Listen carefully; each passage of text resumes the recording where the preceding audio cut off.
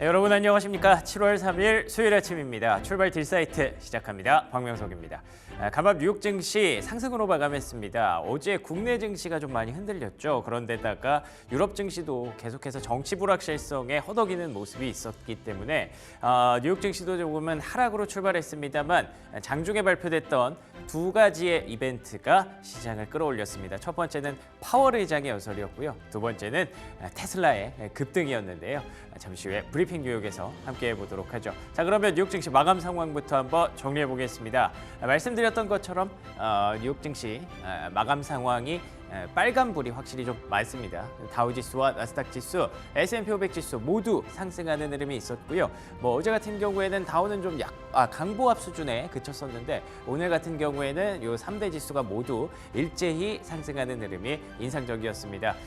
일단 금리가 조금 불안한 모습이 있었잖아요. 어제는. 그런데 간밤에는 파월 의장의 발언 때문인지 금리가 소폭 완화되는 그런 모습이 있었고요. 그리고 유가가 좀 불안감을 계속 키우고 있었는데 허리케인이 살짝 잦아들었나 봅니다. 유가도 안정되는 모습을 보이면서 금리와 유가의 안정에 힘입어서 3대 지수 일제히 상승으로 마감했습니다. 말씀드린 것처럼 테슬라의 상승세가 눈부셨습니다. 무려 10% 넘게 급등하면서 230달러 선까지 올라왔는데요. 어제도 잠깐 언급 드렸던 내용인데 테슬라가 중요한 매물대를 뚫었다라는 얘기 드렸었죠. 그 부분들을 뚫어내니까 이제는 시원하게 10%씩 뽑아냅니다. 과연 앞으로의 전망 어떨지 지금부터가 더 중요하겠죠. 잠시 후에 체크해보고요. 아쉽지만 엔비디아가 최근에 좀 주춤하고 있습니다. 1.3% 하락을 했고 일각에서는 테슬라를 사기 위해서 엔비디아를 판다 이런 얘기도 좀 나오고 있는 상황인데 그래도 좀 다행인 건 보시는 것처럼 AMD가 상승했습니다. 엔비디아와 AMD가 같이 빠졌으면 이제 반도체 업종에 대해서 좀 불안하다라는 의견을 드렸을 수도 있는데 그런 게 아니었기 때문에 최근에 계속 말씀드렸죠. 엔비디아 그리고 M7의 중심에 어떤 쏠림이 계속 풀리고 있다, 완화되고 있다, 어떤 건강한 시장으로 좀 진전되고 있다. 물론 엔비디아 주주분들에게는 조금 아쉬운 일이지만 지금 시장이 그렇게 가고 있다는 걸 우리가 인정하고 들어가야 될 것 같습니다. 자, 그럼 오늘 시장의 체크 포인트 세 가지 먼저 첫 번째 체크 포인트부터 확인해 보도록 하겠습니다. 말씀드렸던 것처럼 파월 의장의 연설부터 저희가 얘기를 좀 해봐야 될 것 같습니다. 인플레이션 둔화 상당한 진전, significant progress가 나타났다라고 얘기를 했습니다. 우리가 PCE 물가 데이터 지난주 금요일에 발표되고 나서 사실 시장의 분위기가 반응이 생각보다 좀 아쉬웠잖아요. 확실히 그들이 원하는 대로 나왔는데 왜 이럴까? 조금 더 둔화됐어야 된다 이런 이상한 핑계까지 됐었는데 역시 연준은 PCE 물가 데이터 좋아하나 봅니다. PCE 물가 데이터를 보고 이 얘기를 했기 때문에 물가가 둔화되는 걸 확실하게 얘기를 해줬다는 점에서 시장이 한번 자신감을 얻을 수 있는 계기가 됐었죠. 다음 장 넘겨주시면요. 파월 의장뿐만 아니라 굴수비 총재도 한마디 거들었습니다. 보시는 것처럼 필요한 만큼만 제한적으로 운영해야 된다. 이게 어떤 의미인지 조금 헷갈리실 수도 있을 것 같은데요. 일단 제한적인 운영 자체가 지금 연준이 하고 있는 행동입니다. 그게 뭐냐면 금리를 계속 제한하는 거죠. 압박을 하는 거죠. 지금 계속 동결 기조를 유지하고 있고 인하의 시점에 대해서 아직 힌트를 주고 있지 않잖아요. 근데 이 상황을 너무 이렇게까지 빡빡하게 할 필요는 없다라고 굴수비 총재가 얘기를 거둔 건데요. 여기 얘기를 하는 게 뭐냐면 내가 지금 보기에 미국 경기에서 뭔가 지금 불안한 상황들이 계속 발견이 되고 있다. 그러니까 경기 둔화의 시그널이 발견이 되고 있기 때문에 이걸 막으려면 연준이 지금처럼 행동해서는 안 되고 보험성 금리 인하라도 뭔가 하나를 꺼내줘야 된다라는 얘기를 했기 때문에 시장의 자신감이 더욱 상승할 수 있는 계기가 됐습니다. 물론 이 사람은 아쉽지만 이번에는 투표권이 없습니다. 그럼에도 불구하고 연준 위원들 그리고 연준 의장이 이런 시장의 자신감을 심어주는 발언들을 했다는 점에서 확실히 우리는 데이터만 보고 가는 게 맞겠구나라는 생각을 하게 됐습니다. 자, 그러면 두 번째 체크 포인트 한번 확인해 보시죠. 두 번째 체크 포인트는 유럽으로 갑니다. 앞서 잠깐 말씀드린 것처럼 최근에 유럽 증시 프랑스발 정치 불확실성으로 인해서 그런데다가 이제 내일이면 영국에서도 총선이 치러지기 때문에 영국도 지금 불안한 나라 중에 하나거든요. 이런 부분들이 계속 유럽 증시를 좀 압박하는 과정에서 달러 강세가 심화되는 그런 악영향을 좀 미치고 있었는데 보시는 것처럼 유럽 물가도 둔화가 됐습니다. 일단 시장 예상치도 하회하는 2%대 물가가 계속 확인이 되고 있고요. 유럽 증시가 하락으로 출발하고 유로스톡스 증시는 급락하는 모습도 보였습니다만 그 낙폭을 많이 줄일 수 있었던 계기가 여기에서 왔다고 평가를 해볼 수가 있을 것 같습니다. 다음 장 넘겨주시면요. 이에 대해서 22의 라가르드 총재도 한마디를 했습니다. 사실 파월 의장이랑 라가르드 총재가 같은 자리에 만난 거예요. 어떤 컨퍼런스 포럼 같은 곳에서 만나서 각자 얘기를 했는데 라가르드 총재는 뭐 금리 인하 얘기겠죠. 서두를 필요 없다. 물가가 떨어지고 있지만 그래도 아직까지 확인할 부분이 많다라고 라가르드 총재는 약간 제한적인 얘기를 했습니다. 근데 이게 사실 파월 의장도 한 얘기거든요. 라가르드 총재도 이렇게 얘기하는 건 뭐 일단은 지금 뭐 많은 힌트를 주고 싶지는 않겠죠. 너무 시장이 놀라면은 안 되니까. 그렇기 때문에 앞서 말씀드렸던 것처럼 이런 사례들을 통해서 저희가 챙겨볼 수 있는 건 결국 우리는 여러 가지 불확실성들이 있어도 데이터만 보고 가는 게 확실하다. 앞서 보셨던 대로 유럽 물가도 둔화됐고요. 지난주에 PC 연준이 중요하게 생각하는 물가도 둔화됐기 때문에 그 부분만 보고 조만간 금리 인하 시즌이 올 것이다라고 믿는 것이 맞겠죠. 그러면 변동성 있을 때 좀 떨어지면 그때 바이 더 딥 계속 아직까지는 밀리면 사라가 아직까지는 적절해 보입니다. 자, 그러면 세 번째 체크 포인트 확인해 보도록 하겠습니다. 세 번째 체크 포인트는 그럼에도 불구하고 조금 걸리는 포인트 한 가지만 준비해 봤는데요. 역시나 고용입니다. 안정적인 고용 보시는 것처럼 쭉 내려오다가 이번에 살짝 올라갔죠. 뭐 요거 올라갔다고 뭐 우리가 큰일이 났다 그럴 건 아닙니다만 이거는 이제 졸트 보고서라고 해서 이제 월 초에 발표되는 구인구직 보고서인데요. 구인 건수가 확실히 좀 늘어났습니다. 고용은 여전히 탄탄하고요. 안정적이고요. 일각에서는 여전히 뜨겁다라는 표현까지 하고 있는데요.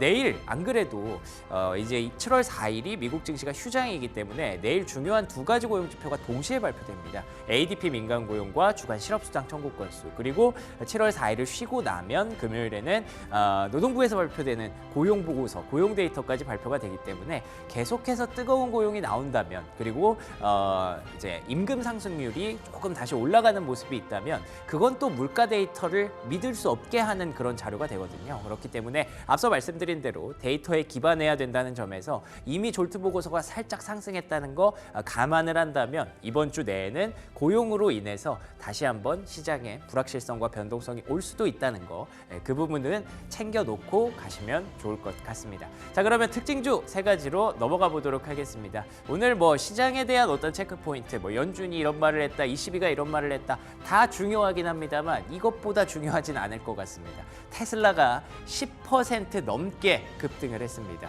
테슬라 어제 이 일봉을 보면서 뭔가 중요한 매물대, 그러니까 $200 선을 넘어서는 과정이 굉장히 좀 깔끔하고 시장에 기대감을 갖게 했다라고 말씀드렸는데 이게 역시나 끝까지 특히나 이 양봉이 꽉 찬 게 저는 참 좋더라고요. 그러니까 끝까지 계속 오르면서 마감이 됐다는 거죠. 10% 넘게 급등을 하는 그런 기염을 토했는데요. 아시는 것처럼 2분기 인도량이 발표가 됐습니다. 2분기에 44만 대 가량을 인도를 했는데 작년 대비해서는 확실히 줄었습니다.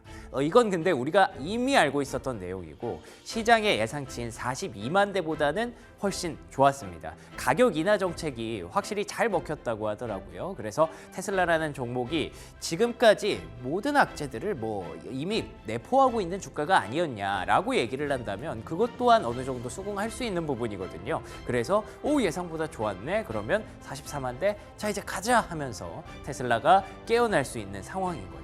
그렇지만 앞서 말씀드린 것처럼 과연 테슬라가 지금처럼 급등 랠리를 이어갈 수 있을까? 이제 급등의 시작일 것인가에 대해서는 사실 올해 많이 속았거든요. 2차 전지와 테슬라에게. 그렇기 때문에 이거 조금 믿을 수가 있을까에 대해서 생각을 해볼 필요가 있습니다. 그래서 다음 장 넘겨주시면요. 지금 여전히 좀 걸리는 건 경쟁이 심하다는 겁니다. 테슬라만 좋았다면 테슬라가 뭐 계속 가자 하겠지만 비아디도 좋았거든요. 특히나 지난 분기 비아디의 판매량이 무려 21% 급증했다고 합니다. 그러면서 1분기에 사실 중국에서 테슬라가 점유율 1위를 탈환하는 모습이 있었는데 2분기에 이렇게 따라가게 된다면 이거 비아디와 테슬라가 역전될 수도 있는 거거든요. 그렇게 된다면 뭐 또 테슬라가 또 위기다, 뭐 영업이익률이 안 나온다 이런 얘기 바로 나올 수 있는 부분이기 때문에 이번에 발표한 GM의 발표치도 괜찮았거든요. 그러면 폭스바겐도 지금 열심히 쫓아가고 있죠. 리비안 지분 투자한다고 하죠. 이게 전기차 치킨 게임은 지금도 계속 ING라고 봐야 되기 때문에 테슬라가 지금의 상승세를 계속 유지하려면 저는 판매량, 매출 증가 이것만으로는 안 된다고 봅니다. 뭔가 새로운 게 좀 나와야 될 것 같은데 그렇다면 8월 8일로 예정된 로보택시 발표 우리가 조금 더 기대해보고 기다려봐야 될 것 같습니다. 자, 그러면 다음 장으로 넘겨주시죠. 두 번째 특징주로는요. 엔비디아 정해봤습니다. 보시는 것처럼 엔비디아의 주가 최근에 이제 고점에서 뭔가 좀 주춤한 그런 모습이 나타나고 있어요. 여기 앞에 S라고 찍혀 있는 게 어떤 뉴스가 있었던 그날인데 그 뉴스가 아마도 여러분 아시는 것처럼 분할이겠죠. 주식 분할이 이루어지고 나서 그때 이후에 급등을 했다가 그 이후에는 조금씩 멈춰 있는 그런 모습입니다. 앞서 잠깐 말씀드린 것처럼 테슬라 롱을 치기 위해서 엔비디아를 숏을 치고 있다라는 월가의 그런 분석들도 나오고 있기 때문에 이렇게 된다면 엔비디아가 지금 당장 저 고점을 탈환하고 다시 올라가기에는 시간이 조금 더 필요해 보이는 상황일 수 있을 것 같습니다. 다음 장 넘겨주시면요. 그럼에도 불구하고 우리는 AI와 데이터 센터에 대한 기대감을 여전히 갖고 있죠. 웰스파고에서 이런 얘기를 했네요. 데이터 센터의 건설이 내년에는 더블이 될 것이다 라고 얘기를 하고 있습니다. 데이터 센터 많이 짓게 된다면 올해보다 2배 더 짓게 된다면 엔비디아의 실적은 올해보다 2배 더 날 수도 있는 거거든요. 왜냐하면 엔비디아가 독점을 하고 있기 때문에. 근데 가만히 생각을 해보면 그래 엔비디아 내년까지 무리 없겠네. 앞에서 전기차 얘기했던 내용이랑 살짝 겹치는 부분이 없지 않아 있어요. 테슬라도 이랬던 때가 있었거든요. 테슬라 혼자 전기차 팔고 테슬라 혼자 자율주행 만들고 그치만 이제 그 상황이 많이 바뀌었습니다. 엔비디아도 혹시나 지금 간밤에도 AMD가 올랐는데 경쟁 체제가 조금 더 확보가 된다면 엔비디아가 더 나은 모습을 계속 보여주지 못한다면 분명히 언젠가는 따라잡힐 수 있고 경쟁으로 인해서 주가가 압박을 받을 수 있거든요. 그런 부분들은 염두에 두면서 그렇지만 AI는 틀리지 않았다라는 관점 유지하면 거기서 우리가 가져가야 될 종목들 또 하나씩 캐치를 해볼 수가 있지 않을까 싶네요. 두 번째 특징주였고요. 마지막 특징주 하나만 보겠습니다. 마지막 특징주는 헬스케어 쪽에서 하나 가져왔는데요. 와, 이제는 인류가 비만에 이어서 알츠하이머까지 정복을 하는 걸까요? 일라이 릴리의 알츠하이머 약인 도나네맙이 FDA의 최종 승인을 획득했습니다. 원래 기존에도 레켐비라는 약이 있었는데 그 약에 비해서 효과도 훨씬 좋고요. 그리고 레켐비는 2주에 한 번 투약을 해야 되는데 이거는 한 달에 한 번만 투약하면 된다고 하더라고요. 결과가 100% 치료하는 건 아닙니다. 삼상 결과가 위약에 비해서 위약군에 비해서 35% 정도 그 인지를 조금 더 늦춰주는 인지가 저하되는 그 속도를 늦춰주는 효과를 보였다고 하는데 어찌됐든 이 뉴스만으로 인해서 그런데다가 어제 사실 삼성바이오로직스가 미국 제약사에서 1.5조 원의 아주 역대급 수주를 받았다고 하던데 그게 이 도나네맙일 수 있다고 하더라고요. 근데 마침 또 이 뉴스가 간밤에 나오니까 이게 연결되는 것 같기도 하고요. 그래서 일라이 릴리 주가 폭등했을까요? 다음 장 넘겨주시면요. 그럼에도 불구하고 좀 빠졌습니다. 그 이유는 프레지던트 바이든이 노보노디스크와 일라이 릴리의 이 비만 치료제 약값이 너무 비싸라고 한마디를 했기 때문이죠. 그러면 FDA의 승인보다 이 바이든의 한마디가 지금 더 큰 상황인가? 라고도 인지를 할 수 있을 것 같은데 지금 시즌이 그런 것 같아요. 아무래도 대선 시즌 들어오다 보니까 그런데다가 이 헬스케어 종목들은 사실 정치 불확실성과 가장 밀접하게 연결되어 있는 부분이잖아요. 바이든 대통령, 트럼프 전 대통령의 입장이 굉장히 첨예하게 다르기 때문에 이 부분들을 일단은 염두에 둬야 될 것 같은데 그렇다고 해서 뭐 일라이 릴리의 주가가 오늘 이것 때문에 폭락한 게 아닙니다. 하락하다가 하락분 대거 이제 마되하면서 거의 뭐 약보합까지 올려가면서 마감이 됐거든요. 어쨌든 대세임에는 틀림없는 사실이고요. 그렇지만 그래도 여러분들 챙겨가셔야 될 이 최근에 비만 치료제 모멘텀이 국내 시장에서 너무 핫해졌잖아요. 이런 부분들은 약간은 조금 흔들릴 수도 있겠네라는 포인트는 잡아가시면서 일라이 릴리와 노보노디스크에 대한 투자 전략 그리고 또 비만 치료제에 대한 투자 전략 가져가시면 좋을 것 같습니다.